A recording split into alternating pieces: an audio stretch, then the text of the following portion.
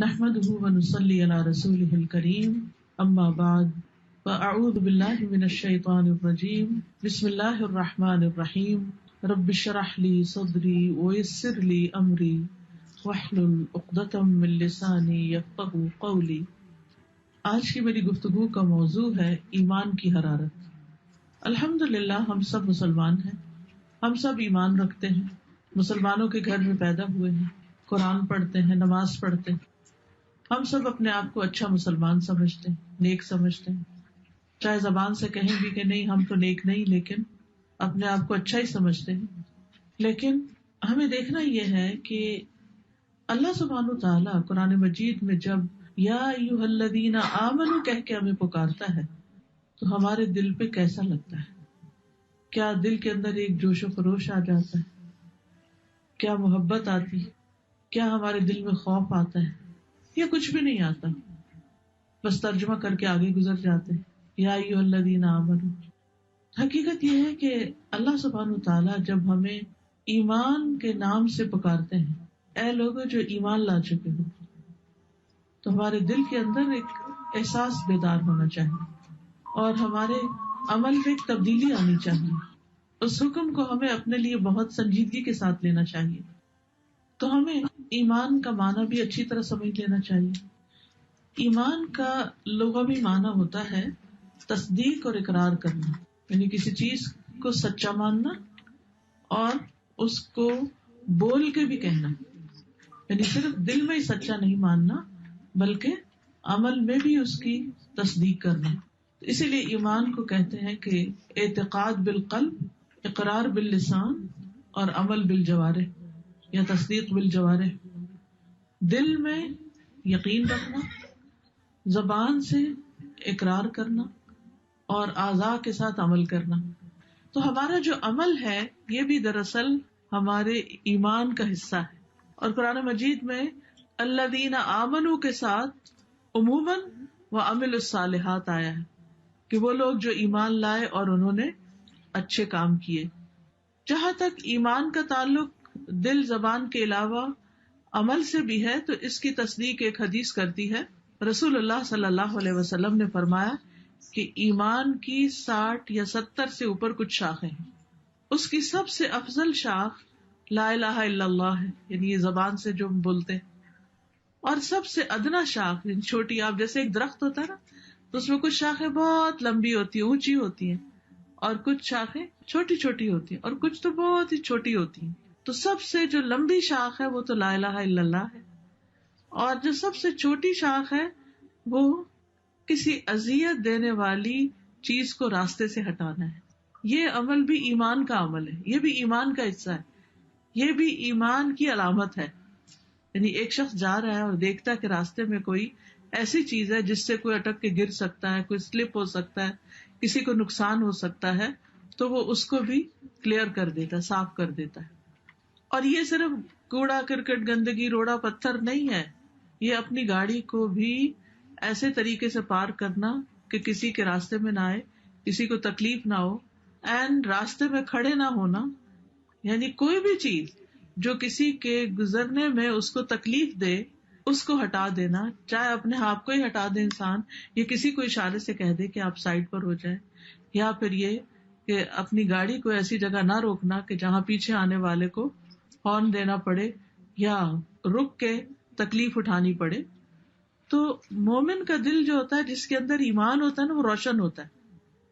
آپ ایمان کو یوں سمجھیے کہ جیسے وہ دل کے اندر ایک بلب کی طرح ہے، جیسے کمرہ روشن ہو جاتا ہے نا، تو ایسے ہی دل میں جب ایمان آتا ہے تو دل روشن ہو جاتا ہے۔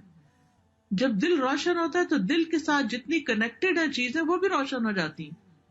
مثلاً ہماری آنکھیں، ہمارے کان، ان کو بھی ایک نئی روشنی مل جاتی ہے، یہ بھی وہ چیزیں دیکھنے لگتے ہیں جو اس سے پہلے کبھی نہیں دیکھتے تھے۔ اسی طرح کان بھی وہ کچھ سننے لگتے ہیں، یا حق کی بات جب سنتے ہیں تو دل کے اندر جا اترتی ہے، اور دل اس کو پرکھ لیتا ہے، تمیز کر لیتا ہے اس میں کہ یہ صحیح بات آئی ہے یا غلط بات آئی ہے۔ وہ کسی کی کوئی سنتا ہے یا کچھ دیکھتا ہے تو اس کے اندر تمیز آ جاتی، جیسے ایک بینا اور ایک نابینا کا فرق ہوتا ہے۔ بینا جو دیکھنے والا ہوتا ہے وہ دیکھ کے رنگوں کا فرق، چیز کی کوالٹی کا فرق، یہ ساری چیزیں پہچان جاتا ہے. لیکن نابینا جو ہے وہ دیکھ کے کچھ پہچان نہیں سکتا، ہاں سن کے کر سکتا ہے. تو اس طرح جب ایک بندے کے اندر ایمان ہوتا ہے تو اس کو برائیاں بھی بہت کھلنے لگتی ہیں، چاہے وہ اپنی ذات کے اندر ہو چاہے وہ کسی اور کے اندر ہو. وہ پھر چین سے نہیں بیٹھ سکتا، وہ آرام اور سکون کی نیند سے نہیں سو سکتا کہ لوگ اللہ کی نافرمانیوں کے کام کر رہے ہوں اور وہ آرام سے اپنی زندگی میں مشغول ہو یا دنیا کو انجوائے کر رہا ہو. کیونکہ مومن کے لیے تو انجوائمنٹ کی جگہ اور مومن کے لیے تو آرام کی جگہ جنت ہی ہے. جیسے ایک حدیث قدسی میں آتا ہے نا کہ میں نے سکون کو جنت میں رکھ دیا، لوگ اسے دنیا میں تلاش کرتے ہیں، بھلا وہ کیسے پائیں گے، کہاں سے ملے گا، ہے ہی نہیں. وقتی طور پر اگر تھوڑا سا کوئی چین آرام آتا بھی ہے تو آپ نے دیکھا ہوگا کہ پریشانیاں دن بدن اتنی بڑھ جاتی ہیں کہ انسان کی خوابیں بھی پریشان ہو جاتی ہیں. یعنی اول تو نیند نہیں آتی، جن لوگوں کو نیند آ جاتی ہے تو ایسے خوفناک اور گھبرا دینے والے خواب دیکھتے رہتے ہیں کہ نیند بھی ڈسٹرب رہتی ہے، گویا سوئے ہی نہ ہو. اور جو خواب آ جاتا ہے پھر وہ دن کو بار بار یاد آتا رہتا ہے اور اس کی جو تعبیر ہے وہ سمجھ نہیں آتی، تو وہ ایک پریشانی انسان کے اندر لاحق رہتی. لیکن جب انسان کے اندر ایمان آ جاتا ہے تو وہ ہر چیز کو جو اس کی زندگی میں اچھی ہوتی ہے یا بری ہوتی ہے وہ ایک اور نظر سے دیکھتا ہے. وہ اچھی چیزوں کو اللہ کی نعمت سمجھتا ہے اور اس پر شکر ادا کرنے کی فکر کرنے لگتا ہے کہ میں نے اس کا حق ادا نہیں کیا. اور جب کوئی تکلیف دہ چیز آتی ہے تو اس پر صبر کرتا ہے اور اللہ سے اجر کی امید رکھتے ہوئے اسے ایکسپٹ کر لیتا ہے. تو زندگی فرق ہو گئی نا. تو وہ تکلیف دینے والی چیز جو کسی اور کو نظر نہیں آ رہی ایک مومن کو نظر آ جاتی. اور فرمایا اور حیا بھی ایمان کی ایک شاخ ہے کہ جب کسی کے اندر واقعی ایمان آتا ہے تو اس کے اندر شرم و حیا آ جاتی، جو اس کے لباس میں، جو اس کے گفتگو کے انداز میں، جو اس کے معاملے میں ٹپکتی. جو بے حیا انسان ہے وہ کسی سے بات کرتے ہوئے بالکل خیال نہیں رکھتا کہ وہ کس انداز میں بات کر رہا ہے، بڑے سے بات کر رہا ہے، چھوٹے سے بات کر رہا ہے، یعنی جسے کہتے ہیں نا لحاظ، کوئی لحاظ نہیں ہوتا. لیکن جس کے اندر حیا ہوتی ہے اس کے اندر لحاظ بھی ہوتا ہے کہ میں کس سے بات کر رہا ہوں. کوئی میرے ماں باپ جیسا ہے یا بزرگ ہے عمر میں یا ویسے کوئی پیار محبت کا رشتہ ہے، جیسے گھر کی زندگی کے اندر اپنے شوہر کے ساتھ بات چیت، اپنے بہن بھائیوں کے ساتھ بات چیت، غصہ، ناراضگی، یہ ساری چیزیں اپنی جگہ ہیں. لیکن ان سب کے اظہار میں پھر انسان کے اندر ایک حیا آ جاتی اور انسان کے اندر یہ تبدیلی ایمان کی حرارت لاتی ہے. کیونکہ حرارت جو ہوتی ہے نا کسی بھی چیز کی، وہ اس چیز کو پگھلا دیتی ہے، وہ اس چیز کو ری مولڈ کر دیتی ہے، ری شیپ کر دیتی ہے. پھر انسان پہلے جیسا نہیں رہتا. عمر بن خطاب، ابو بکر رضی اللہ عنہ، یہ سارے ایمان لانے کے بعد نئے انسان بن گئے تھے. ان کی شخصیت بدل گئی تھی، ان کے اندر ایک بہت بڑی تبدیلی آ گئی تھی. ان کے رہن سہن میں، ان کے طور طریقوں میں، ان کے مال خرچ کرنے میں، ان کے پرائرٹیز میں، ہر چیز میں ایک بہت بڑا فرق آ گیا تھا. تو ایمان جو ہے وہ جب دل میں اترتا ہے اور دل کو روشن کر دیتا ہے تو انسان کی پھر زبان پر بھی اثر پڑ جاتا ہے، زبان بدل جاتی ہے، پھر اس کے اعضاء کے اعمال تبدیل ہو جاتے ہیں.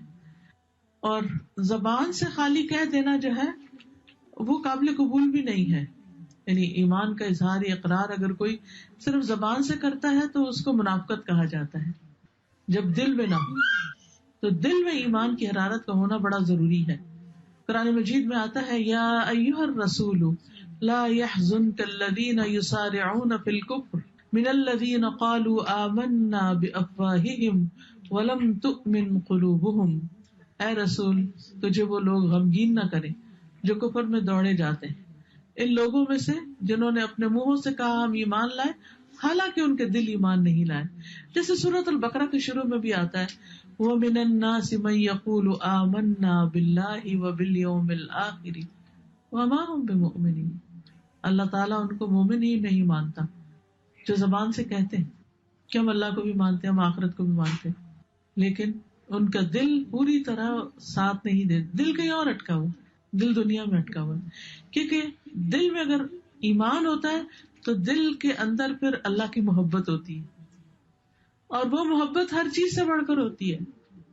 دنیا کے مال و متاع سے، اپنی اولاد سے، اپنے آرام سکون سے، ہر چیز سے بڑھ کر وہ محبت ہوتی. والذین آمنوا اشد حبا للہ. اب جب محبت آتی ہے نا تو پھر وہ شراکت قبول نہیں کرتی، پھر انسان ہر وقت اسی چیز کے بارے میں سوچتا ہے. اگر آپ کو زندگی میں کبھی کسی بھی انسان سے یا کسی چیز سے محبت ہوئی ہو تو آپ نے دیکھا ہوگا کہ آپ کا سارا دھیان ادھر ہی رہتا ہے. آپ جتنا چاہے اپنے دماغ سے وہ چیز نکالنے کی کوشش کریں، وہ نہیں نکلتی، پلٹ پلٹ کے وہی آتی ہے دل میں، وہی بات پھر سوچتے ہیں، پھر وہی. اور جتنی زیادہ یہ محبت ہوتی ہے اتنا زیادہ آپ اس چیز کے بارے میں سوچتے ہیں، اور حیران کن حد تک انسان سوچتا ہے کہ یہ میرے ذہن سے یہ خیال جا کیوں نہیں رہا. مثلا بچہ پیدا ہوتا ہے تو ماں کو بچے سے جب محبت ہوتی ہے تو آپ نے دیکھا ہوگا کہ ہر چیز میں کوئی بھی کام کرتے ہوئے وہ سب سے پہلے یہ دیکھتی ہے کہ میرے بچے کا کیا ہوگا، بچہ اس کی پرائرٹی ہو جاتا ہے. تو ایسے ہی جب انسان کو اللہ سے محبت ہوتی ہے تو پھر اللہ سبحانہ وتعالیٰ کی ذات پرائرٹی ہو جاتی ہے کہ اللہ تعالیٰ کیا کہے گا، اللہ سبحانہ وتعالیٰ کی نظر میں کیسا لگوں گا. آج ہی میں نماز کی کلاس لے رہی تھی تو اس میں یہی بات ہو رہی تھی کہ نماز کی شرائط ہے، کچھ 9 شرائط ہیں، اگر ان میں سے ایک شرط بھی پوری نہ ہو تو نماز نہیں ہوتی. جن میں سے ایک شرط مثلا وقت پر نماز پڑھنا ہے، اگر وقت سے 1 منٹ پہلے بھی نماز پڑھی تو نماز نہیں ہوگی. اگر صرف وقت سے پہلے اللہ اکبر ہی بھی کہہ دیا نا اور بعد میں اذان شروع ہوئی، نماز نہیں ہوگی، وہ نماز دہرانی ہوگی. کبھی ایسا ہوتا ہے نا کہ انسان سمجھتا ہے جیسے شاید اذان ہو رہی ہے اور نماز شروع کر دیتا ہے، اور تھوڑی دیر میں پتہ چلتا ہے کہ بیچ میں ہی اذان شروع ہو جاتی ہے تو انسان کہتا ہے چلو شکر ہے اذان تو شروع ہو گئی. نہیں ہے، نماز نہیں ہوگی اگر آپ نے اللہ اکبر نماز کے باہر کہا، کیونکہ نماز جو ہے وہ قولی اور فعلی عبادت ہے. تکبیر سے تسلیم تک جو کچھ ہے وہ نماز ہے. تو تکبیر تحریمہ جو ہے یہ نماز کا حصہ ہے، اور اگر یہ نماز میں شامل نہیں تو نماز نہیں. اسی طرح سطر جو ہے، سطر یعنی جسم کا پوری طرح ڈھکا ہوا ہونا، چہرے اور ہاتھ کے سوا سب ڈھکا ہوا ہونا، یہ نماز کی شرط میں سے ہے. ٹھیک ہے. اب بہت سے لوگ بعض اوقات ٹائٹ لباس پہنا ہوتا ہے، بعض اوقات پوری طرح کندھے ڈھکے نہیں ہوتے. آپ کو یہ معلوم ہوگا کہ مردوں کے لیے بھی نماز میں کندھے ڈھکنا ضروری ہے. جیسے احرام وغیرہ پہنتے ہیں نا تو ایک دفعہ کندھا ننگا آدھا رکھتے ہیں، ایک کندھا ننگا رکھتے ہیں تو اب اگر نماز کا وقت آ گیا تو احرام کھول کے کندھوں پہ لپیٹنا ہوگا. اگر ایک کندھا بھی ننگا تو نماز نہیں ہوگی. اسی طرح نیت نماز کی شرائط میں سے، اسی طرح طہارت نماز کی شرائط میں سے، کپڑے، جسم، لباس اور جگہ کا پاک ہونا نماز کی شرائط میں سے. اگر وہ جگہ کو ناپاک ہے تو نماز نہیں ہوگی. تو اب سطر کی جہاں تک بات ہوئی تو بعض اوقات ہم بہت ٹائٹ کپڑے پہن لیتے ہیں اور اسی میں نماز شروع کر دیتے ہیں، حالانکہ جب رکوع پہ جاتے ہیں تو سارے پچھلا حصہ نظر آ رہا ہوتا ہے، یا پھر سجدے میں جاتے ہیں یا کپڑے باریک ہوتے ہیں. تو جس شخص کی پرائرٹی اللہ کی رضا ہوگی وہ گھر سے نکلنے سے پہلے یہ سوچے گا کہ نماز کا وقت تو نہیں آئے گا، اس کا دھیان ادھر ہی لگا رہا ہے، نماز کا وقت تو نہیں آئے گا، نماز کا وقت آئے گا تو میرا لباس کیا نماز کے لیے فٹ ہے یا نہیں. ہم سب اپنے آپ سے پوچھیں کہ جب گھر سے نکلتے ہیں تو ہم کس کی پسند کا لباس پہنتے ہیں؟ لوگوں کی پسند کا، اللہ کی پسند کا نہیں. چاہے نماز آ رہی ہو بیچ میں پھر بھی فکر نہیں کرتے کہ نماز کیسے پڑھیں گے، پھر باریک دوپٹے سے بھی پڑھ لیتے ہیں، بال ننگے ہو رہے ہو تب بھی پڑھ لیتے ہیں، حالانکہ بال ننگے ہو رہے نماز نہیں ہوتی، بازو ننگے ہو رہے نماز پڑھنے، ٹخنے ننگے ہو رہے نماز پڑھنے. ایکسرسائز ہے بس، نماز قبول نہیں ہوتی، حساب ہوگا. یہ ایسے ہی جیسے نماز پڑھی نا، کتنے ہی لوگ ہیں جن کی نمازیں ان کے منہ پہ واپس مار دی جاتی ہیں، قبول نہیں ہوتی کیونکہ شرائط پوری نہیں کی. تو ایک تو بہت ضروری ہے کہ انسان سیکھے، باقاعدہ اس کو سیکھے. یعنی نماز فرض ہے نا، تو نماز پڑھنے کا طریقہ سیکھنا بھی فرض ہے. یہ اس علم میں سے ہے جو فرائض میں سے ہے. کہتے ہیں نا ہر مسلمان پر علم حاصل کرنا فرض ہے، طلب العلم فریضۃ علی کل مسلم. تو کون سا علم ہے؟ وہ یہ علم ہے کہ جس سے ہم اپنے فرائض کو ادا کر سکیں، تو اس کا جاننا بہت ضروری ہے. تو بہرحال ہم بعض اوقات جانتے نہیں اور بعض اوقات جانتے بھی ہوتے ہیں تو غفلت سے کام لیتے ہیں.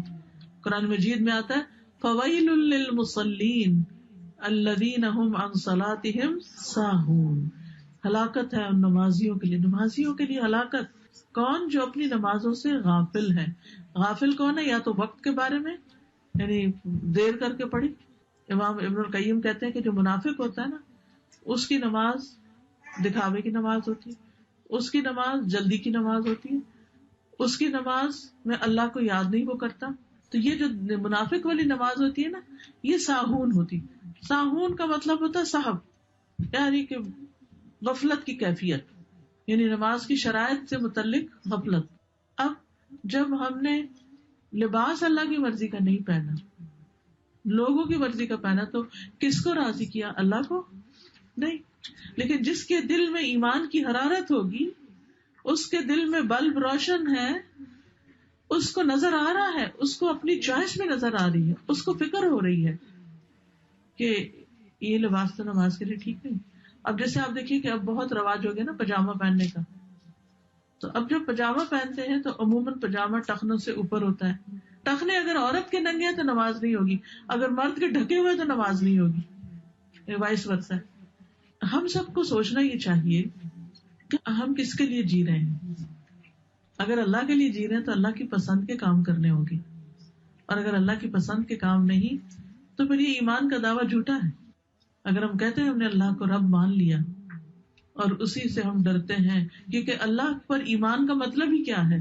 اللہ کی ذات پر ایمان, اللہ کی صفات پر ایمان, اس کے ناموں پر ایمان, اس کے الہ ہونے پر ایمان, اس کے رب ہونے پر ایمان, اس کی الوہیت اور اس کی ربوبیت پر ایمان. تو جب اللہ کو معبود مان ہی لیا کہ وہی ہمارا معبود ہے, تو پھر سارے کام اسی کے پسند کے کرنے ہوں گے. اور اگر نہیں تو پھر آپ دیکھیں کہ بندوں کی پسند آ جائے گی بیچ میں. پھر آپ دیکھیے کہ بات ہو رہی تھی نا, جب ایمان دل میں ہوتا ہے تو پھر اللہ کی محبت ہر چیز سے بڑھ کر ہوتی ہے, اللہ کا خوف ہر چیز سے بڑھ کر ہوتا ہے, اللہ کی ذات پہ توکل ہوتا ہے کہ کوئی مجھے نقصان نہیں دے سکتا, کوئی میرا کیا بگاڑے گا. اگر میں نے بندوں کی پسند کے کپڑے نہیں پہنے تو میرا کون کیا بگاڑ سکتا ہے, مجھے مار کے باہر نکال دے گا. اگر کسی بھی شادی پہ ہم جا رہے ہیں اور ایسا لباس پہن کے چل پڑتے ہیں جو سی تھرو بھی ہے, گلا بھی ننگا ہو رہا ہے, بازو بھی یا تو سلیو لیس ہے یا ہاف بازو پہنے ہوئے ہیں, یا ٹانگیں ننگی ہو رہی ہیں, یا اسکن ٹائٹ ہم نے پاجامہ پہنا ہوا ہے, اسکن ٹائٹ کپڑے پہنے ہوئے ہیں, تو تھوڑی دیر کے لیے تو بندے خوش ہو جائیں گے. لیکن یہ ہم نہیں سوچتے کہ اللہ کیا سوچ رہا ہے. ہاں, اگر یہ سب کچھ ڈھک کے ہم کسی شادی میں گئے تو کیا شادی والے یہ کہیں گے کہ آپ باہر چلے جائیں کیونکہ آپ ہماری پسند کے کپڑے پہن کے نہیں آئے. ہاں, اگر اللہ کی پسند کے نہیں پہنے تو اللہ تعالیٰ قبول نہیں کرے گا. بندے تو پھر قبول کر لیتے ہیں, لیکن ہمیں بندوں کی فکر زیادہ ہوتی ہے, اللہ کی پرواہ نہیں ہے کہ وہ ہم سے کیا چاہتا ہے, اور وہ ہم سے یہ چاہتا کیوں ہے, یہ بھی سوچنے کی بات ہے. وہ کیوں چاہتا ہے؟ وہ اس لیے چاہتا ہے کہ ہم نقصان سے محفوظ رہیں. ایک ماں اپنے بچے کو گرم کپڑے کیوں پہنانا چاہتی ہے؟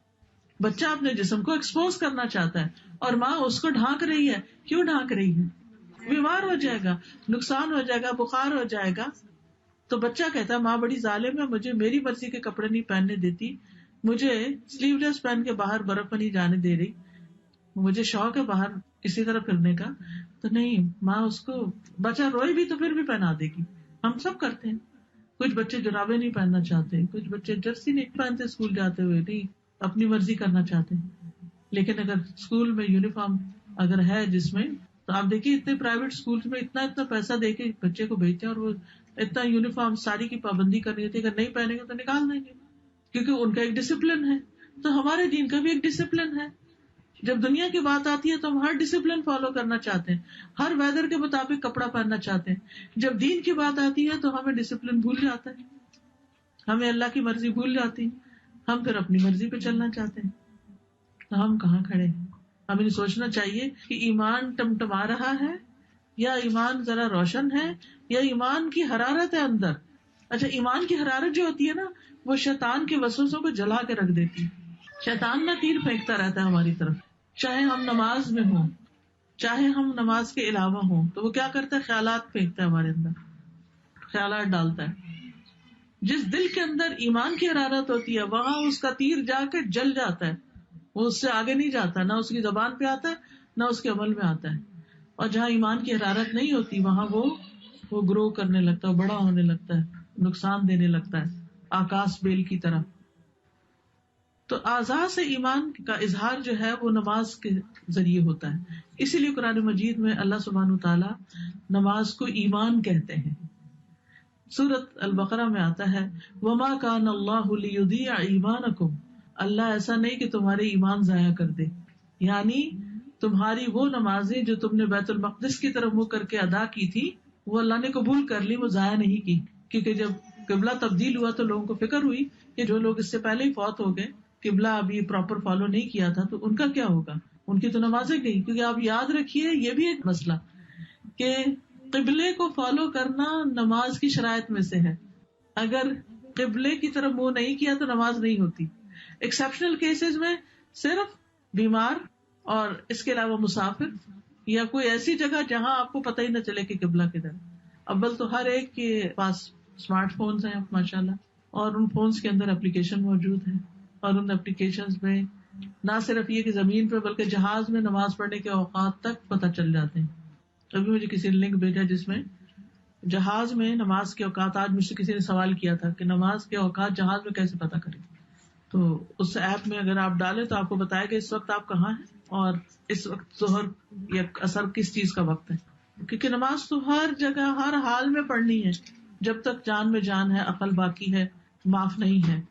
تو اگر کسی نے غفلت یا کوتاہی کی وجہ سے قبلے کا رخ نہیں دیکھا، اس کو فالو نہیں کیا اور بعد میں اس کو پتا چلا تو اس کو نماز دہرانی ہوگی، وہ نماز نہیں ہوگی کیونکہ قبلے کی طرف نہیں تھا. اور بعض لوگ صرف اندازے سے ہی پڑھتے رہتے ہیں. بعض اوقات یہاں تک، کیونکہ میں بہت سفر کرتی رہتی ہوں، مختلف جگہوں پہ جاتی رہتی ہوں، یہاں تک میرے ساتھ ہوا کہ میں کسی کے گھر میں گئی، میں نے ان سے کہا قبلہ کس طرف، انہوں نے کہا اس طرف. تو میں پھر بھی تھوڑا تسلی سے چیک کرتی، اور وہاں جب میں نے چیک کیا تو قبلہ فرق تھا. تو اس سے پھر میں جہاں جاتی ہوں میری کوشش ہوتی ہے کہ میں چیک کر لوں تاکہ ایسا نہ ہو کہ نماز ہی نہ ہو. تو اگر تو وقت کے اندر ہی پتہ چل گیا تو نماز دوبارہ پڑھنی ہوگی. اسی طرح اگر کسی نے بھول چوک کے غلط پڑھ لیا، کئی دفعہ ایسا ہوتا ہے نا کہ آپ کسی نئی جگہ کسی کے گھر جاتے ہیں تو وہ آپ کو جانماز بچھا دیتے ہیں اور وہ ہلکا ہلکا اندھیرا تو اسے پتہ نہیں چلا، وہ جس رخ کو ہم فالو کرتے ہیں آگے محراب سے بنی ہوتی ہے وہ دوسری طرف ڈال کے چلا گیا اور آپ نے الٹی سائڈ نماز پڑھ لی. پھر وہ واقعہ تھا، او ہو سوری یہ تو جانماز غلط تھی، اب میں صحیح کرتا ہوں. تو اگر نماز کا وقت باقی ہے تو نماز دوبارہ ہوگی، اگر گزر گیا تو اللہ معاف کرنے والا، کیونکہ آپ نے جان بوجھ کے ایسی غلطی نہیں کی.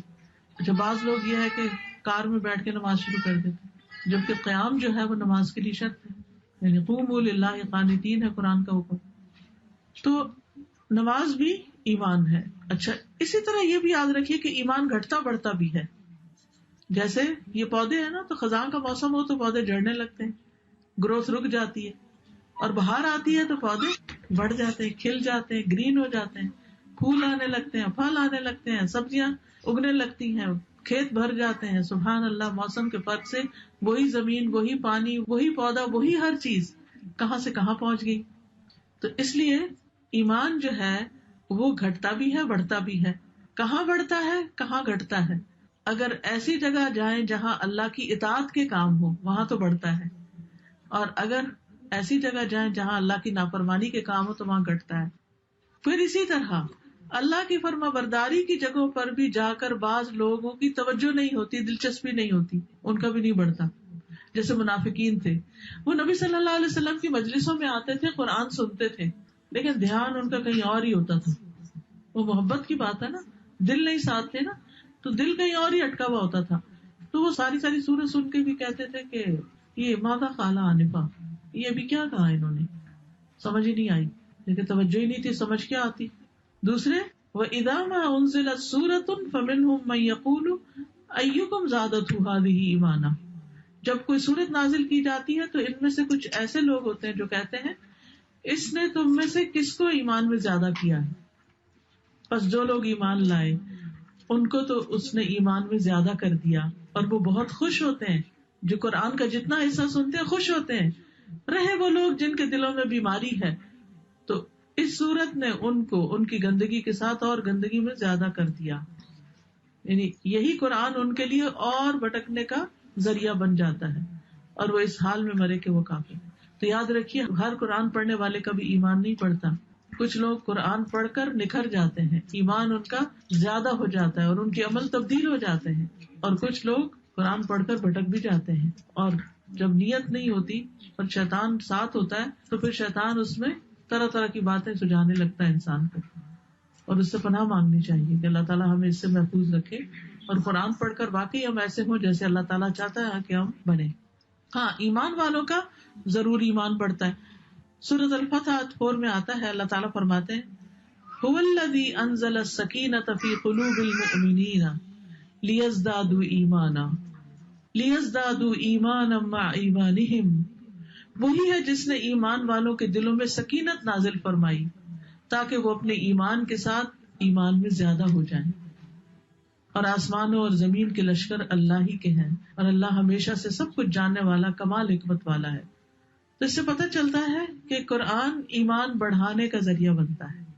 تو ہم میں سے ہر ایک کو قرآن مجید کی تعلیم حاصل کرنی چاہیے, اور اس کو انڈیویجولی بھی اس طرح پڑھنا چاہیے کہ اپنا ایمان بڑھے. جب صبح آپ اٹھتے ہیں, نماز کے بعد قرآن کی تلاوت کرتے ہیں, یا نماز میں اگر حفظ ہے آپ کو لمبی تلاوت کرتے ہیں, تو اس کے بعد دل کی کیفیت کیا ہوتی ہے, وہ پہلے سے بہتر ہونی چاہیے. یعنی جس وقت آپ سو کر اٹھے تھے جو وہ کیفیت تھی اس کے ساتھ کمپیئر کیا کریں اس کیفیت کو جو نماز فجر پڑھنے کے بعد ہوتی یا پھر قرآن کی تلاوت کے بعد ہوتی ہے فجر کے وقت. تو اس سے کیا ہے کہ انسان پہچان جاتا ہے کہ ہاں واقعی میرا ایمان بڑھا ہے. پھر ایمان کے مختلف درجے ہیں. کسی کا کمزور ایمان ہوتا ہے, کسی کا درمیانے درجے کا ہوتا ہے, کسی کا بہت بڑا ہوتا ہے. پھر یہ بھی یاد رکھیے کہ ایمان پرانا بھی ہو جاتا ہے. رسول اللہ صلی اللہ علیہ وسلم نے فرمایا یقیناً ایمان تم میں سے کسی کے پیٹوں میں اس طرح پرانا ہو جاتا ہے جس طرح کپڑا پرانا ہو جاتا ہے. یعنی کپڑے کا رنگ اتر جاتا ہے, ایسے ایمان بھی پھیکا ہونے لگتا ہے. سو تم اللہ سے سوال کیا کرو کہ وہ تمہارے دلوں میں ایمان کی تجدید کرتا رہے. اسی لیے حضرت عمر شاید دعا مانگا کرتے تھے, اللہم جدد الایمان فی قلوبنا, اللہ ہمارے دلوں میں ایمان کو تازہ کر دے. قرآن مجید میں 89 ٹائم آیا ہے یا ایھا الذین آمنو, اے لوگو جو ایمان لائے ہو. لہذا ہمیں بھی اتنی ہی بار اللہ سبحانہ وتعالیٰ کی بات غور سے سننی چاہیے اور اس پر عمل بھی کرنا چاہیے. تو اب یہ ہے کہ ایمان کی جو حیثیت ہے ہمارے دین میں, اس کے بارے میں حدیث میں آتا ہے کہ افضل عمل اللہ پر ایمان ہے اور پھر اللہ کے راستے میں جہاد کرنا. لیکن اللہ سبحانہ وتعالیٰ ایمان اس کو عطا کرتا ہے جس کو اللہ پسند کرتا ہے. سبحان اللہ. حدیث میں آتا ہے یقیناً اللہ نے تمہارے درمیان اخلاق کو اسی طرح تقسیم کیا جیسے تمہارا رزق. کچھ لوگ بہت با اخلاق ہوتے ہیں, بہت اسمائلنگ, کیئرنگ, ہر ایک سے اچھی طرح پیش آنے والے, اپنا ہو غیر ہو, جاننے والا ہو انجان ہو, سب کے لیے اچھے ہیں. اور کچھ لوگ اپنوں کے ساتھ بھی بنا کے نہیں رکھتے, اپنوں کو بھی دشمن بنا لیتے ہیں. کچھ دشمنوں کو دوست بنا لیتے ہیں اور کچھ دوستوں کو دشمن بنا لیتے ہیں. تو یہ اخلاق کے فرق کی وجہ سے ہوتا ہے. اخلاق سے ہی دلوں میں وسعت آتی ہے, گھروں میں وسعت آتی ہے, دوستوں میں وسعت آتی ہے, اور اخلاق کے نہ ہونے سے یہ چیزیں کم ہو جاتی ہیں.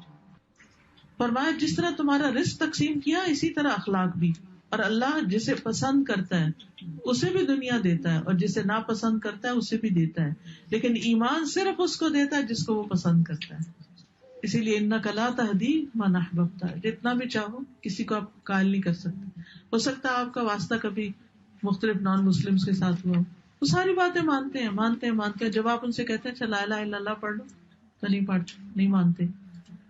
تو وہ اللہ ہی کی توفیق سے کوئی مسلمان ہوتا ہے. ہم کسی کو ہدایت نہیں دیتے, اللہ سبحانہ وتعالیٰ ہی ہدایت دیتا ہے. پھر ایمان کے سلسلے میں یاد رکھیے کہ مومن اور غیر مومن برابر نہیں ہوتے اللہ کی نگاہ میں.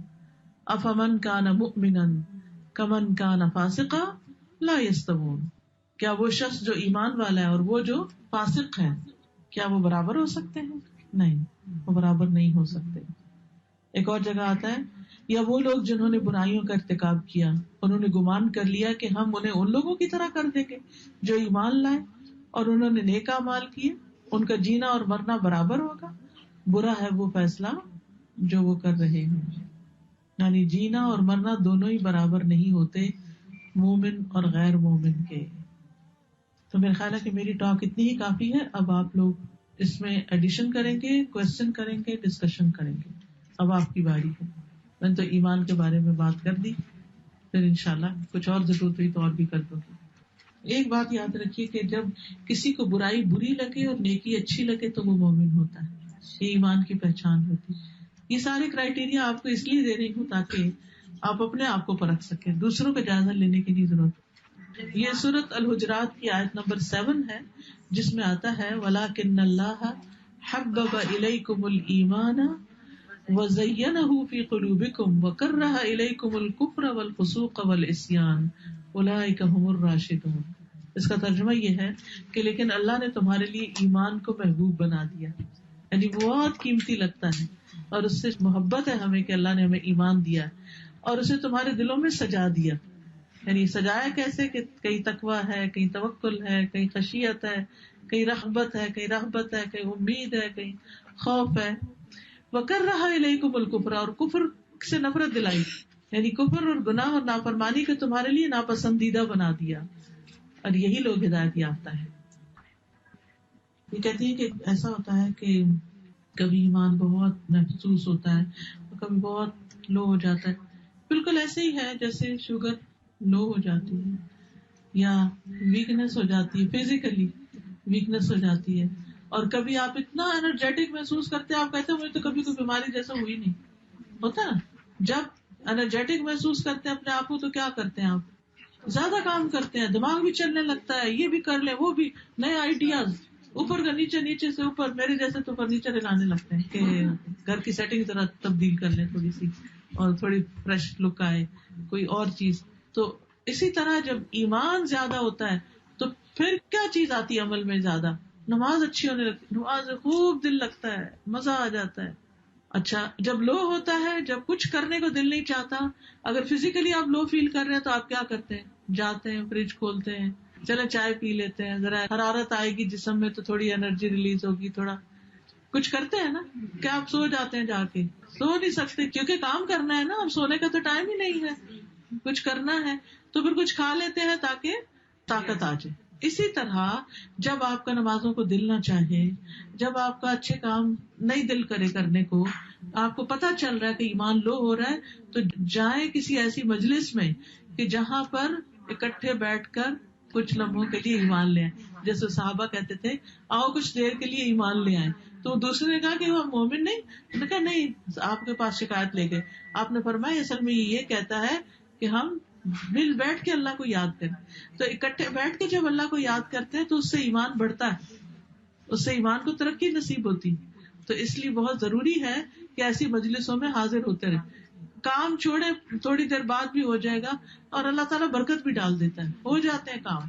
اچھا پھر آپ دیکھیے کہ بعض اوقات گاڑی نہیں, اب دل تو بہت چاہ رہا ہے کہ جائیں, تو پلان کر لیں, رائڈ نہیں ہے پلان کر لیں, کسی دوست کو فون کر لیں, کسی کو بلا لیں, کسی سے فون پر ہی بات کریں کہ آج پتہ نہیں ایسے ایمان کمزور سا لگ رہا ہے تو کوئی, یا پھر کوئی لیکچر لگا لیں, تلاوت لگا لیں, لیکچر لگا لیں.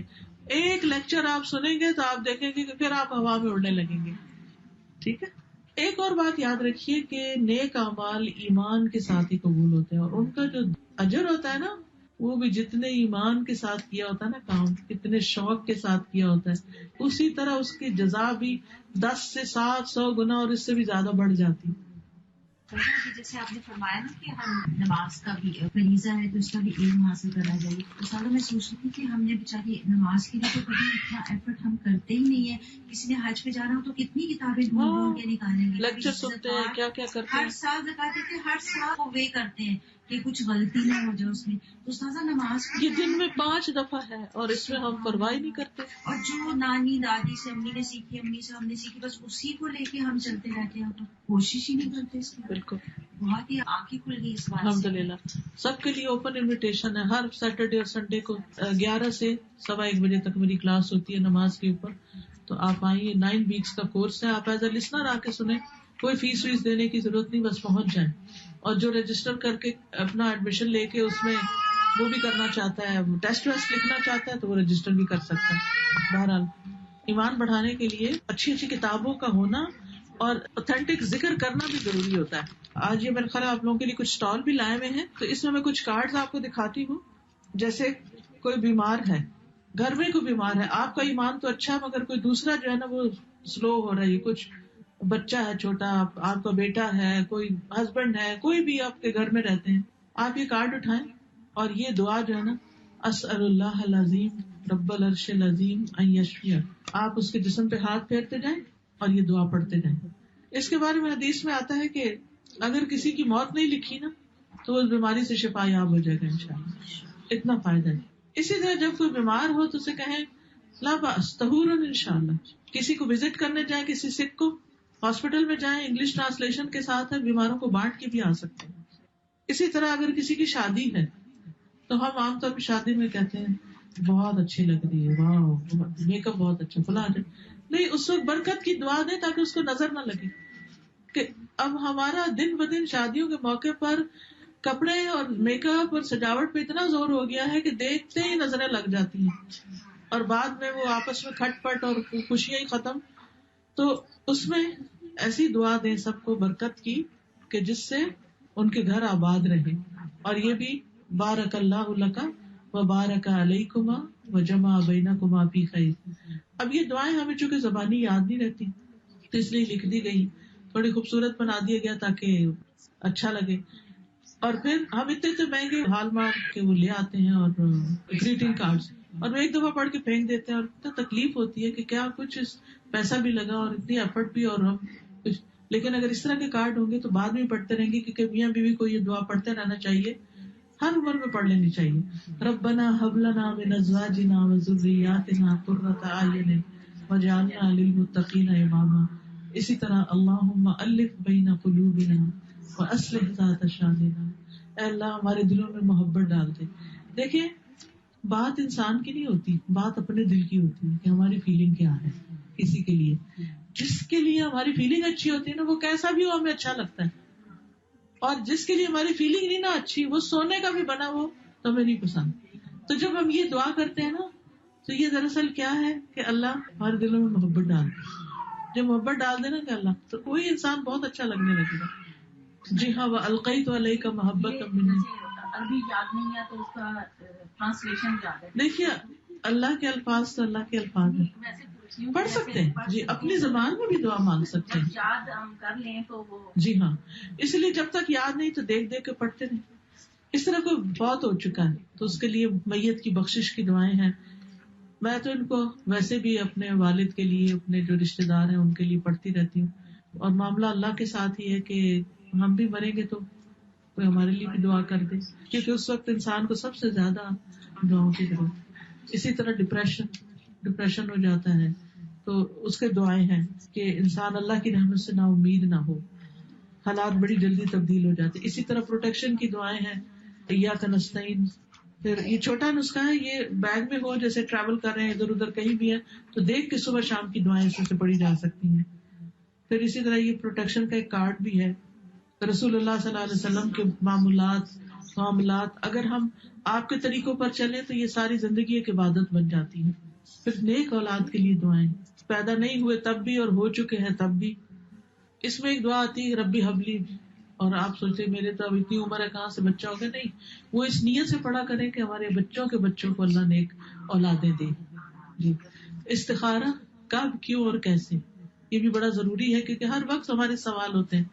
اور اب تو یہ ہو رہا ہے کہ ہم نے تو بھائی استخارہ کر کے دعا پڑھ کے شادی کی تھی تو کامیاب نہیں ہوئی. تو بات یہ کہ ہم نے کیا اس کی شرائط پوری کی تھی جو استخارے کی ہوتی. عام طور پہ ہم استخارہ تو پڑھ رہے ہوتے ہیں لیکن اس کی شرائط نہیں پوری کرتے. اسی طرح ہر رکاوٹ جو زندگی میں اور مشکل ہوتی ہے نا, جب ہم کسی سے کہتے ہیں یار ہماری دعا کریں, یہ کریں, تو استغفار کی برکتیں کون کون سی ہیں, اس کی کتاب ہے. اچھا, اچھی کتابیں بھی گھر میں ہونا تو ان سے بھی ایمان بڑھتا ہے. اسی طرح مختلف اذکار کا یہ کارڈ ہے. پھر یہ بھی شادی کا ایک کارڈ ہے بارک اللہ, اور وَإِيَّاكَ نَسْتَعِينُ انگلش ٹرانسلیشن کے ساتھ ہے, اور اس میں انگلش میں بھی عربی لکھی ہوئی ہے تاکہ جو لوگ نہیں پڑھ سکتے وہ بھی پڑھ لیں. پھر مسنون دعائیں ہیں, پھر تسبیحات کا کارڈ ہے, پھر الحمدللہ اللہ کا شکر ادا کرنے کا تاکہ نعمتیں قائم رہیں. پھر اسی طرح قرضے کی ادائیگی کی دعا حضرت علی کو آپ نے سکھائی تھی کہ اگر تم پر احد پہاڑ جتنا بھی قرضہ ہو تو اتر جائے گا. تو اس طرح کی یہ کچھ اچھی کتابیں اور یہ کارڈز وغیرہ ہیں, تو یہ بھی ایمان میں اضافہ کرتے ہیں. اللہ کا ذکر, قرآن کی تلاوت اور وہ مسنون دعائیں جو نبی صلی اللہ علیہ وسلم نے پڑھی وہ بھی انسان کے ایمان میں اضافہ کرتے ہیں. لڑکوں کا آپ نے کہا ٹکنے کھلے ہونے چاہیے نماز کے, اس کے بغیر نماز نہیں ہوتی, تو وہ جب اسکول میں پڑھتے ہیں ساکس وغیرہ پہنے ہوتے ہیں. ہاں, اس سے مطلب یہ ہے کہ جو لٹکا ہوا نہ ہو, کپڑا جو شرٹ پینٹ وغیرہ ہے اس کو فولڈ کر لیں اوپر کی طرف. یعنی جراب میں نماز ہو جاتی ہے لڑکوں کی. مطلب یہ ہے کہ اگر انہوں نے جیسے تہبند ہے یا لانگ ڈریس ہے یا کوئی بھی چیز پہنی ہوئی اور ٹکنے ہی نہیں ننگے اور نماز پڑھے تو وہ ٹھیک نہیں. ٹھیک ہے, یعنی قمیص لمبی نہیں ہونی چاہیے ان کی. استاذہ آپ گاڑی کی نماز کا بھی کہہ رہی تھی کہ اس میں آج کل گاڑیوں میں بھی نماز. جی ہاں, بعض لوگ گاڑیوں میں نماز پڑھنا شروع ہو جاتے ہیں. فرض نماز کے لیے نبی صلی اللہ علیہ وسلم سواری روکتے تھے. یعنی اگر فرض کا ٹائم ہے تو آپ اس کو کہیں ایسی جگہ گاڑی روکیں کہ جہاں رک کے نماز پڑھ سکیں. تو روک کے ہم نے کعبے کا تعین کر لیا اور اس کے بعد ہم گاڑی میں بیٹھ کے پڑھ سکتے ہیں. اگر کوئی ذریعہ نہ ہو باہر نکلنے کا, پھر جیسے اب موسم ایسا ہے کہ کبھی آپ جیسے لانگ ڈرائیو کریں, اب وہ بیچ میں جو دیکھیں سوائے ایمرجنسی کے سفر پلان اس طرح کریں کہ نمازوں کا دیکھ کے چلیں, کیونکہ یہ ایک فرض ہے نا. ہم یہ نہیں کر سکتے کہ باقی ساری چیزیں دیکھ لیں اور آج 15 منٹ میں نے درس کیوں لیٹ کیا, صرف اسی وجہ سے کہ عصر کی نماز قرآن مجید میں آتا ہے حافظوا علی الصلوات والصلاۃ الوسطی وقوموا للہ قانتین, کہ نمازوں کی حفاظت کرو, خصوصاً عصر کی نماز کی, صلاۃ الوسطی کی, اور اللہ کے سامنے قوموا کھڑے رہو, للہ اللہ کے لیے, قانتین فرما بردار بن کے. تو 15 منٹ درس لیٹ ہو جائے کوئی بات نہیں, لیکن عصر کی نماز لیٹ پڑھنا وہ منافق کی علامت ہے. وہ دیکھتا رہتا ہے سورج پیلا ہو جاتا ہے اور پھر اٹھ کے 2-4 ٹونگے مار لیتا ہے. دیکھیے یہ نماز ہے نا, یہ اللہ سے سرگوشیاں ہیں. حدیث میں آتا ہے کہ بندہ جب نماز پڑھتا ہے تو اللہ سے وسپر کر رہا ہوتا ہے. تو وسپر آپ کس سے کرتے ہیں؟ جس سے محبت ہوتی ہے اس سے چپ کے کانوں میں باتیں کرتے ہیں, اس سے اپنے سیکریٹ شیئر کرتے ہیں. اچھا مشکل یہ ہوگی کہ ہم پہ کوئی مصیبت آتی ہے تو ہم لوگوں کے سامنے رونے بیٹھ جاتے ہیں, ہمیں کوئی خوشی ملتی ہے تو ہم اکڑنا شروع کر دیتے ہیں. اگر ہماری اللہ سے دوستی ہو نا تو ہم غم کی فریادیں کس کو سنائیں؟ یعقوب علیہ السلام نے کہا تھا انما اشکو بثی وحزنی الی اللہ, میں اپنے غم اور دکھ کی فریاد اللہ سے کرتا ہوں. ٹھیک ہے, نبی صلی اللہ علیہ وسلم کو خوشخبری کوئی ملتی تو آپ کیا کرتے؟ سجدہ شکر, جہاں بھی ہوتے سجدے میں گر جاتے. تو اپنی خوشیاں اور غم کس کے ساتھ آپ سب سے پہلے شیئر کرتے تھے؟ اللہ کے ساتھ. اس کا یہ مطلب نہیں کہ کسی انسان کو ہم اپنی تکلیف بتا کے کوئی علاج نہ کروائیں یا کوئی مشورہ نہ مانگیں. ہمیں ہیلپ چاہیے ہوتی ہے, وتواصوا بالحق وتواصوا بالصبر کرنا چاہیے. لیکن جب ہم لوگوں کے سامنے بہت رو بیٹھتے ہیں تو نماز یا تو پڑھتے ہی نہیں. مصیبت آتی ہے تو سب سے پہلے کیا چھوٹتی ہے؟ نماز چھوٹتی ہے, یا دیر ہوتی ہے, یا اس میں دل نہیں لگتا, یا مختصر ہو جاتی ہے, یا کیا فائدہ نمازیں پڑھنے کا, اتنی بڑی مصیبت آ گئی ہے, نمازیں بھی پڑھتے رہے اور نعوذ باللہ اس طرح کی باتیں کرنے لگتے ہیں. تو یہ کسی مومن کی حالت تو نہیں ہو سکتی نا. مومن تو ایسے نہیں سوچتا. حدیث میں آتا ہے تمام انبیاء جب انہیں کوئی مشکل آتی وہ نماز کی طرف آتے. اسی طرح نبی صلی اللہ علیہ وسلم بھی جب انہیں کوئی مشکل پیش آتی نماز کی طرف جاتے. اب لوگ میرے ساتھ ہر طرح کے اپنے مسائل بیان کرتے ہیں, تو جب میں انہیں کہتی ہوں کہ نماز پڑھو اور اپنی نمازیں درست کر لو تو کہتے وہ تو پڑھتے ہیں. تو بھائی اس سے بڑی تو کوئی چیز ہی نہیں ہے. جو انبیاء طریقہ اختیار کر رہے ہیں اس سے بڑی کون سی چیز ہے؟ وہ اس کے علاوہ کیا چاہیے مسائل کے حل کے لیے, اور کیا چاہیے؟ اگر نماز نے مسئلہ حل نہیں کیا تو اس کا مطلب نماز ٹھیک نہیں ہے. پھر ہماری نماز ٹھیک کرنے کی ضرورت ہے. یہ ہو نہیں سکتا کہ 5 وقت کسی گھر میں نمازیں صحیح پڑھی جا رہی ہوں اور پھر مسئلے حل نہ ہوں. جہاں مسئلہ ہے نمازوں کی فکر. دیکھیں نماز میں تو نہیں کمی بیشی ہو رہی, اور اس میں آپ دیکھیے کہ جو شخص فجر کی نماز قضا کر دیتا ہے وہ اللہ کی حفاظت سے نکل جاتا ہے. یہ عصر کی نماز کی اکثر 2 دفعہ اذان ہوتی ہے, ایک تھوڑا پہلے ہوتی ہے, ایک تھوڑا سا بعد. جی ہاں, اس میں بھی بہت زیادہ کوئی بات نہیں, پہلی اذان سے آپ نماز شروع کر سکتے ہیں. اور ایک اور چیز آپ نے کتابوں کا بتایا بھی, تھوڑا عرصہ پہلے آپ کے لیکچر آ رہے تھے شیطان کی چالوں سے کیسے. اگر آڈیو آپ نے سننے ہو نا تو میری ویب سائٹ ہے farhathashmi.com, اور ایپ بھی ہے قرآن فار آل اور قرآن in hand. Quran in hand جو ہے اس میں سارے اس میں ڈاؤن لوڈ کر لیں. میں نے کئی دفعہ سوچا کہ شیطان کے ہتھ کنڈے پہ کتاب بنا لیں, لیکن بنائی نہیں. یہ جو بیٹھ کے نماز پڑھتے ہیں, جو کھڑے نہیں ہو سکتے کاموں کی وجہ سے, سیدھا نہیں کر سکتے, کیا ان کی نماز ہو جاتی؟ جی اگر تو وہ کبھی بھی نہیں کھڑے ہوتے پھر تو ٹھیک ہے, لیکن اگر وہ کچن میں کھڑے ہو کے کام کرتے ہیں یا سنک پہ کھڑے ہو جاتے ہیں تو مختصر قیام ضرور کریں, بالکل سارا کچھ بیٹھ کے نہ پڑھیں. اور اگر سجدہ نہیں کر سکتے، کیونکہ سجدہ باز کرتے رہتے اٹھ نہیں سکتے.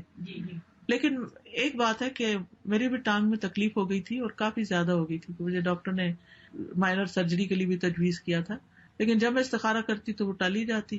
بہرحال اب یہ تھا کہ ٹانگ اتنی یہاں سے گھٹنوں کے پاس سے اکڑن ہوگی کہ میں نیچے نہیں جا سکتی. تو پھر میں سوچتی تھی کہ اللہ نے یہ جسم بنایا نماز کے لیے، یہ کیسے ہو سکتا ہے کہ میں نیچے نہ جا سکوں. آپ یقین کریں مجھے کس مشکل سے میں گزری. میں نے گدے رکھ کے اکڑ کے آہستہ آہستہ آہستہ آہستہ نیچے کیا.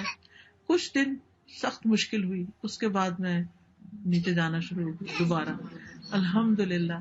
پھر یہ ہوتا تھا کہ میں سجدہ نیچے کر لیتی تھی اور اتحیات اس پہ بیٹھ جاتی تھی کرسی پہ. میں کہتی تھی نہیں اللہ تعالیٰ آپ نے جسم بنایا اس لیے کہ اس سے نماز پڑھی، میں نے اتحیات بھی نیچے کرنا ہے، دعائیں مانگتی تھی. تو الحمدللہ پھر اتحیات بھی نیچے ہونے لگے. اب بس میری ایک اور دعا رہ گئی ہے کہ اللہ مجھے تورک کی توفیق دے. تورک ہوتا ہے آخری تشہد جو ہوتا ہے اس میں لیفٹ لیگ بچھائی جاتی ہے اور رائٹ کا جو پاؤں ہے نا اس کو کھڑا کیا جاتا ہے نا. مشکل بہت درد ہوتی کیونکہ بچپن سے ہم نے عادت نہیں ڈالی نا. اب وہ جب سے میری لیگ بہت سویل ہو جاتی ہے تو وہ پھر میری پوزیشن اس طرح بن نہیں پاتی، تو مجھے بڑی تکلیف رہتی ہے. کبھی میں دو پاؤں کے اوپر بیٹھتی ہوں، کبھی میں ایک طرف ہوتی ہوں، کبھی کچھ. لیکن یہ ہے کہ یہ ایسا ہی ہے کہ کچھ 100% مارکس ہوتے ہیں اور کچھ اس میں سے کم ہو جاتے ہیں. پھر جتنی چیزیں چھوڑتے جائیں گے اتنے کم ہو جائیں گے. اور اس میں مجھے نا ایک آیت ہے، اس نے بڑا فائدہ دیا. آیت کیا ہے؟ وَلَلْآخِرَةُ خَيْرٌ لَكَ مِنَ الْأُولَىٰ. ٹھیک ہے، جو بعد میں آئے گا نا وہ اچھا ہوگا پہلے سے. ابھی مشکل ہو رہی ہے، کرتے جاؤ. اب دیکھیے جب کوئی بھی کام شروع کرے تو شروع میں کیا ہوتا ہے؟ دیر لگتی ہے، مشکل ہوتی ہے. جب یوز ٹو ہو جاتا ہے تو ہماری ایک ساتھی ہے وہ کہتی ہے میں 20 منٹس میں کچن سے نکل آتی ہوں کوکنگ کر کے. 20 منٹ کا انہوں نے ٹارگیٹ رکھا ہوا ہے. اتنی تیز ہر چیز، یعنی 2-3 چولہے کٹھے جلا کے یہ بھی کر رہے وہ بھی. پریکٹس سے ہمارے جیسے ڈالتے ہیں یہ سوچتے پہلے یہ ڈالیں یا پہلے وہ ڈالنا ہے. اسی ترتیب میں اسی انڈیسائسونیس میں ہی وقت گزر جاتا ہے. جیسے اسٹریچز وغیرہ کرواتے ہیں تو اس میں بھی جتنا آپ کو فیل ہو اتنا آپ اس کو اسٹریچ کر کے رکھیں. اب جب وہ ہوتا رہتا ہے تو جسم کو عادت ہلکا ہو جاتا ہے. میری مدرس کی نی ریپلیسمنٹ ہوئی تھی تو بہت تکلیف دہ مرحلے سے گزری تھی. تو روز تھراپسٹ آتا تھا، وہ پھر ان کو ایکسرسائز کراتا تھا. ان کی چیخیں نکلتی تھی لیکن وہ کہتا بی بی اگر آپ یہ نہیں کریں گی تو آپ معذور ہو جائیں گی، آپ کو کرنا ہے. اور ماشاء اللہ آپ چلتی پھرتی ہیں، ہر چیز کر لیتی ہیں تو اتنا شکر ادا کرتے ہیں. تو ان مع العسر یسرا. میرے ساتھ نا اسکول جاتے تک بچوں کے اسکول بھاگتے جاتے ہیں، پارکنگ لاٹ میں گری اور میرا گھٹنا بہت زور سے چھل گیا، خون نکلا. لیکن اس سے نماز پڑھتے جب مجھے آیا کہ میں کیسے ایک پیر پر بیٹھ کر دوسرے کو بینڈ کر سکتی ہوں، سچ الحمدللہ شاید اس لیے گرنا تھا کہ یہ پوزیشن میں ٹرائی کرتی رہ رہی ہوں، نہیں ہو رہا. تو جب وہ درد ہو رہا تھا تو وہ آٹومیٹیکلی مجھ سے ویسے ہی بیٹھا گیا. الحمدللہ سبحان اللہ. جیسے اسی طرح کے آپ چلیں چھوٹی اگزامپل یہ دیکھیں، گھر میں سب ہم بچوں سے کہتے ہیں، ہم بار بار ایک ہی چیز کا ریپیٹیشن کر رہے ہیں کہ تم نماز پڑھ لو. روز کی 5 وقت کی نماز کا ہر وقت کا ایک ریمائنڈر چاہیے. ایک چیز روز بولی جا رہی ہے. یہ ایک چھوٹی سی ایگزامپل ہے کہ صرف نماز کے لیے کہنا پڑتا ہے، ہوم ورک کے لیے بھی کہنا پڑتا ہے. کہنا تو ہوم ورک کے لیے کہنا پڑتا ہے. تو اٹس ناٹ اونلی نماز، اس بچوں کی ہیبٹ کیا آپ نے ریمائنڈر دیتے رہے. آپ کو لگتا ہے کہ یہ آپ کو پتا ہے شادی کے بعد جو ان کی شادی ہو جاتی ہے نا پھر بھی ریمائنڈر دینے پڑتے ہیں. تو ہمیں یہ ایکسپیکٹ کرنا صحیح نہیں کہ بچے اتنے بڑے. دیکھیں 2 طرح کے بچے ہوتے ہیں. ایک تو ماشاء اللہ بچپن میں ہی اپنی ذمہ داری سنبھال لیتے ہیں. کچھ بچے بوڑھے بھی ہو جائے تو ذمہ داری نہیں سنبھالتے. یہ بہت بڑی تکلیف کی بات ہے. آپ نے دیکھو گا کچھ ہسبینڈز کتنے ذمہ دار ہوتے ہیں، ہر چیز کا انہوں نے خیال رکھا. میں نے اپنے والد کا ایسا دیکھا اور ہمیشہ ان کو آئیڈیلائز کرتی ہوں. ماشاء اللہ اتنی چھوٹی سی ڈائری ان کی جیب میں ہوتی تھی. ہر روز جانے سے پہلے اپنے کام پہ میری والدہ جہاں بھی ہوتی، کچن میں ہوتی، لانڈری کر رہی تھی، کچھ بھی کر رہی تھی، ان کے پاس کھڑے ہوتے، پوچھتے آج کیا کیا چاہیے. وہ ساری چیزیں لکھتے، آنے سے پہلے وہ ساری خرید کر بندوبست کر کے رکھتے، واپسی پہ خود اٹھا کے گھر کے اندر داخل ہو رہے ہوتے. میں نے اپنے والد کو، حالانکہ انہیں اتنی عزت تھی ان کی اپنے آس پاس سب جگہ، لیکن جھاڑو تک خرید کے اپنے ہاتھ سے گھر میں لاتے ہوئے دیکھا میں نے خود. یہ کس چیز کی علامت ہے؟ ذمہ داری کی، کہ میرے گھر والوں کو ضرورت ہے، انہیں تکلیف نہ ہو. پھر یہ کہ اچھا گھر میں مرمت کی کون کون سی چیزیں ہیں، کیا ٹوٹا ہوا ہے. اچھا اب یہ سیزن آ گیا، گندم ہم اکٹھی لیتے تھے، گندم کٹھی لی جا رہی ہے، چینی کٹھی لیتے تھے، اور اس طرح کے. میں سوچتی ہوں، میں حیران ہوتی ہوں. میری پہلی بیٹی پیدا جب ہونے والی تھی تو میں امی کی طرف آئی ہوئی تھی اور مجھے وامٹنگ وغیرہ شروع ہو گئی. اب یقین کریں کہ ہمارا گھر نیچے اوپر تھا، میں اوپر والی فلور پہ تھی، میرے والد نیچے تھے. تو میں ایک دم اٹھی اور میں نے سنک پہ جا کے جو سین میں ہی لگا ہوا تھا کرنا شروع کی. انہوں نے جوتا نہیں پہنا، نیچے سے اوپر آ گئے. کیا ہے، ٹھیک تو ہو تم؟ پھر انہیں پتا چلا. پھر وہ صبح صبح کچھ نہ کچھ کھانے کے لیے میرے لے آتے تھے. اور یہ نہیں کہ وہ فارغ انسان تھے، ہم 12 بہن بھائی تھے. It was not a joke.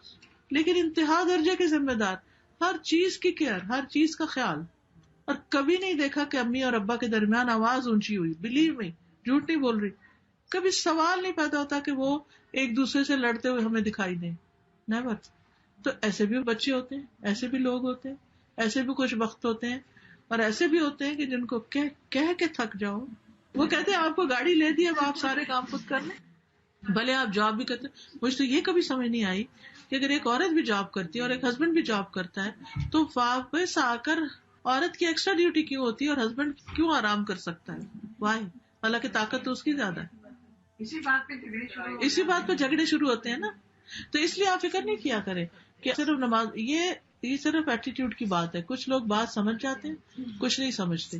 کچھ کا رسپانس ارلی ہوتا ہے اور کچھ کا لیٹ ہوتا ہے.